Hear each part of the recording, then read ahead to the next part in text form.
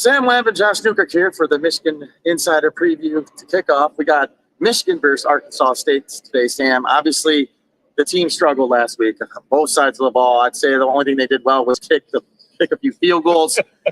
I didn't mean to make you laugh there, but that is the truth. Yeah, it is. So we just got to dive right in. All right, obviously, let's start on the offensive side of the football. We can talk about the passing game, the run game, lack of big plays. Not a lot of big running holes. You saw some things on that first scoring drive with the running backs, but right now, just not enough big plays in this offense. Where do you start? Would you get Alex Orji more involved? You give him a series or two today? What are your thoughts? Well, I would. I don't know that they will. That we didn't see him at all at the end of the game, I think was pretty telling. I think that they will probably stick with Davis Warren for the entirety. If it were me, I would give Alex Orji a series. I thought when he was in the game, from a running perspective, as much as it looked like at first glance, oh my God, the telegraphing plays, I thought they got the looks that they wanted to see. The QB power that was blown up wasn't blown up because it was a telegraph play. I mean, we looked at it in the film study. If you don't watch our film studies, you're missing out. Check them out. For sure. I second that. It's very because it was they ran that play. It was a light box.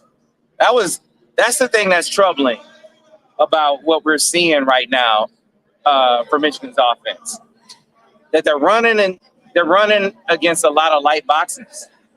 Like you think that teams are stoning their run game because they're walking the safety down, and they're not.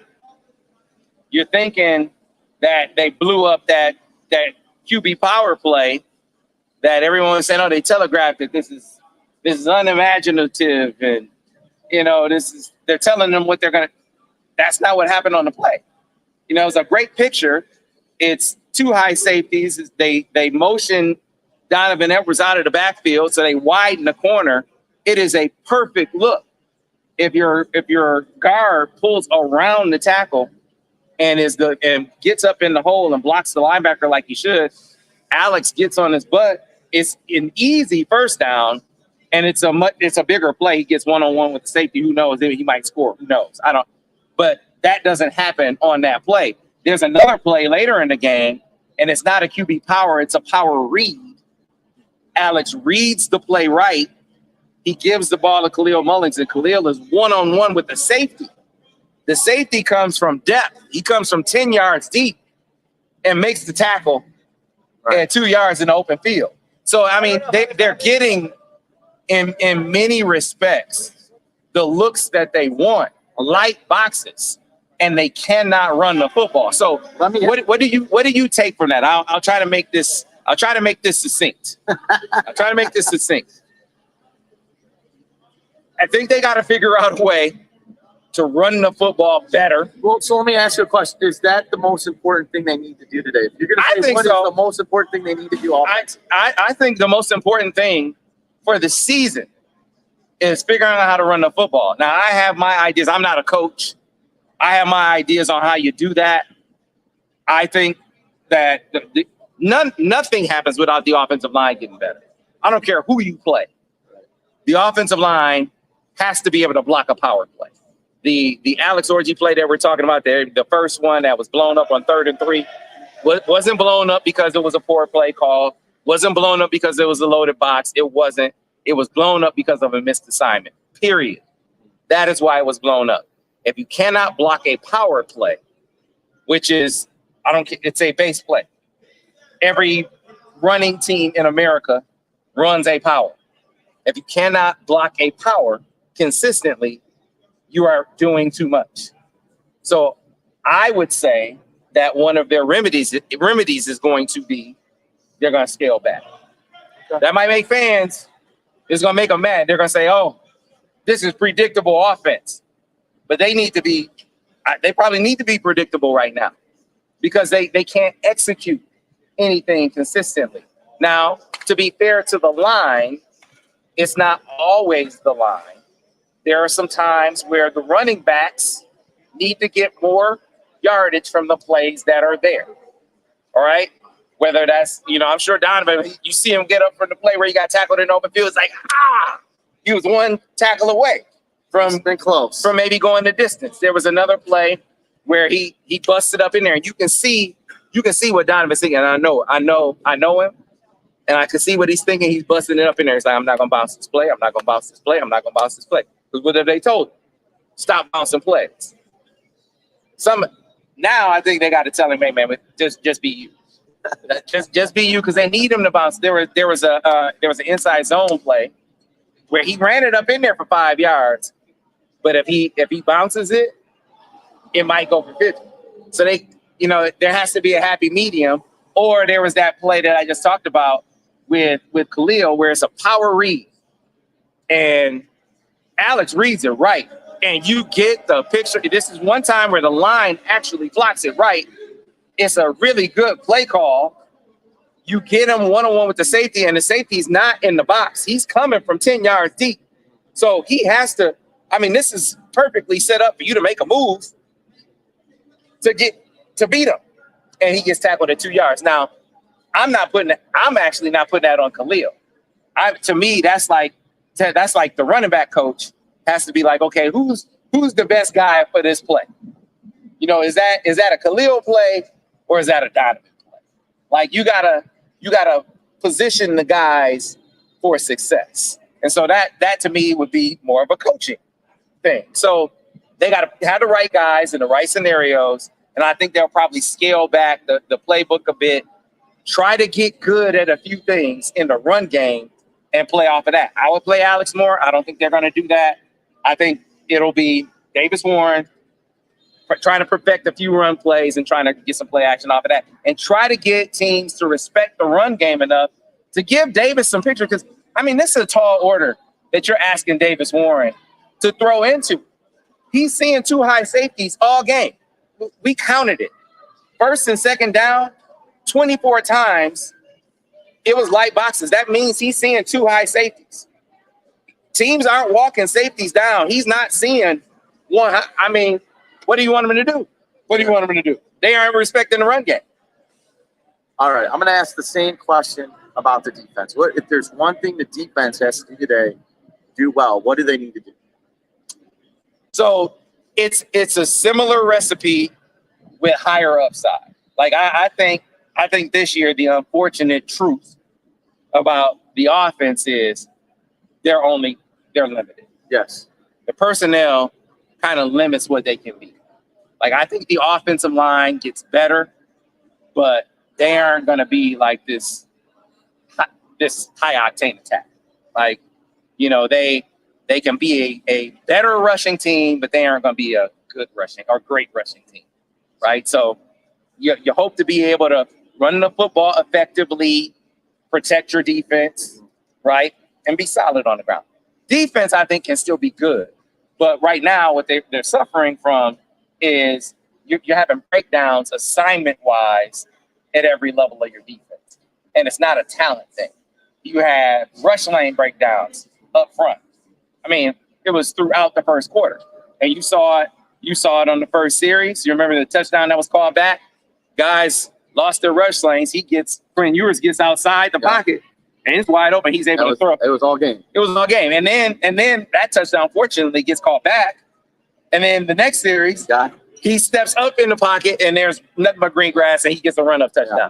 And so that you see compound errors, and then you saw another issue where they get numbers in the box, in the run game, and Michigan they don't check because they don't check.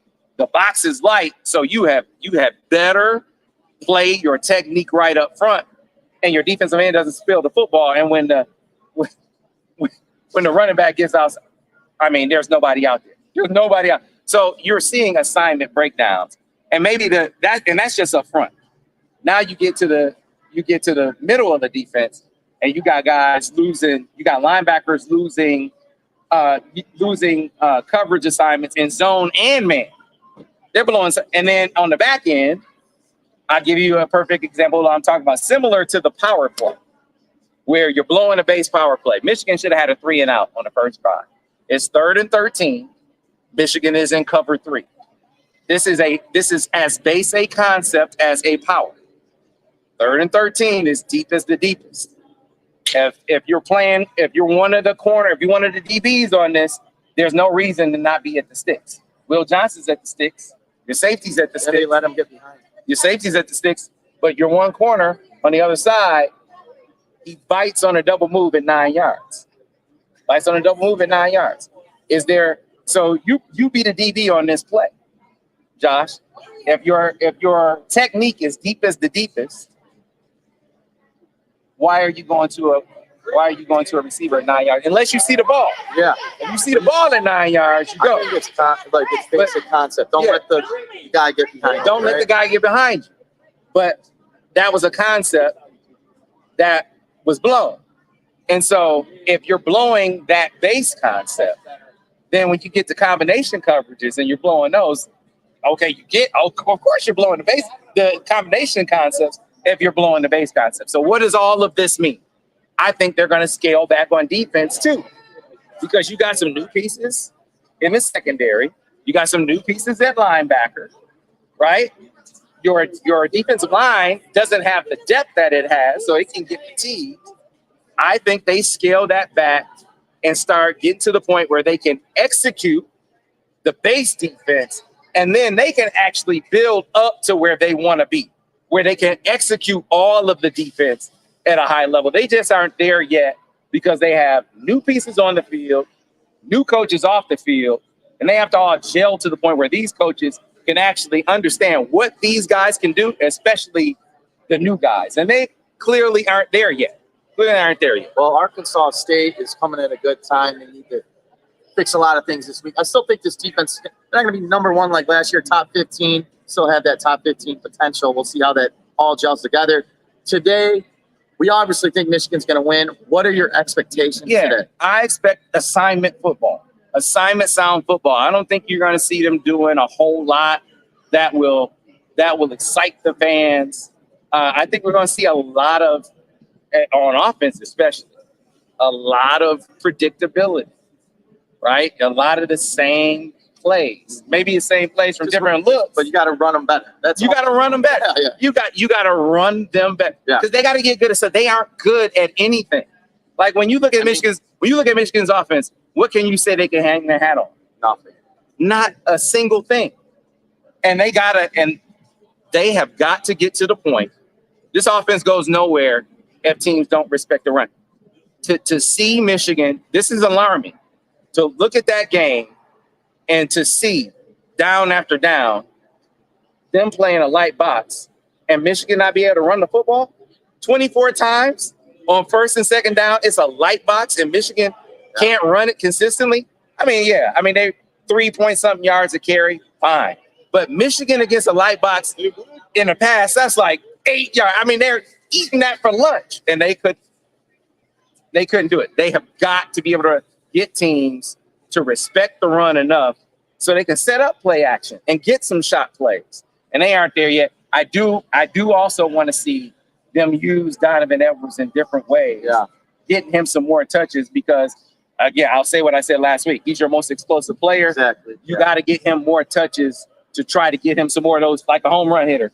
Got to give him enough swings to be able to get a shot at a home run. Give me a score. I think Michigan wins this game pretty handily. I'm going to go. They're going to get in the 30s.